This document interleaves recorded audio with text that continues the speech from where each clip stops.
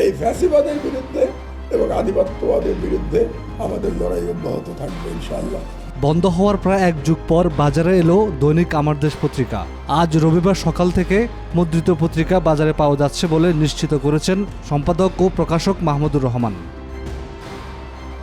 ছাত্র জনতার গণ অভ্যুত্থানে শেখ হাসিনার পালিয়ে যাওয়া নিয়ে অজানা ও চাঞ্চল্যকর নানান তথ্য নিয়ে প্রথম দিন প্রকাশিত হয়েছে পত্রিকাটির প্রধান সংবাদ। দিল্লিকে ঢাকা অ্যাটাক করতে বলেছিলেন শেখ হাসিনা, এই শিরোনামের প্রধান সংবাদ তুলে ধরা হয়েছে।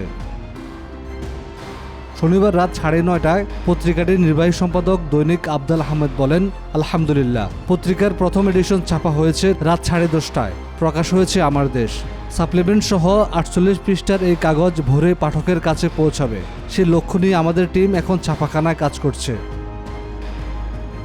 ক্ষমতার পালা বদলের প্রায় 1.5 মাস পর 5.5 বছরের নির্বাসিত জীবন কাটিয়ে পত্রিকাটির সম্পাদক ও প্রকাশক মাহমুদুর রহমান দেশে ফেরেন। তার নেতৃত্বে কারণ বাজারে নতুন কার্যালয় থেকে এখন আমার দেশ পত্রিকা প্রকাশিত হচ্ছে। এই প্রসঙ্গে মাহমুদুর রহমান বলেন, 0 থেকে শুরু করে 2 মাসের মধ্যে জাতীয় পত্রিকা বের করা প্রায় অসম্ভব ছিল। তবুও প্রথম দিন থেকে পাঠকের চাহিদা মতো আমার দেশ পত্রিকা বাজারে আসবে।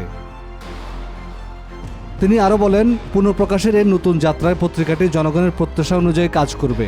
পত্রিকাটি অসহায় মানুষের কণ্ঠস্বর হয়ে সঠিক খবর তুলে ধরার চেষ্টা করবে। ফ্যাসিবাদ বিরোধী চেতনা ধারণ করে মত প্রকাশের জন্য আওয়াজ তুলবে আমার দেশ। 2004 সালে প্রথম বাজারে আসে আমার দেশ পত্রিকা। পরে ফ্যাসিস্ট হাসিনা রোশনালে পড়ে পত্রিকাটি। 2013 সালের 11 এপ্রিল বন্ধ করে দেওয়া হয় আমার দেশ পত্রিকা। এর আগে 2010 সালের জুনেও 10 দিনের জন্য পত্রিকাটি বন্ধ করে দেওয়া হয়েছিল। ডেস্ক রিপোর্ট, আজকাল।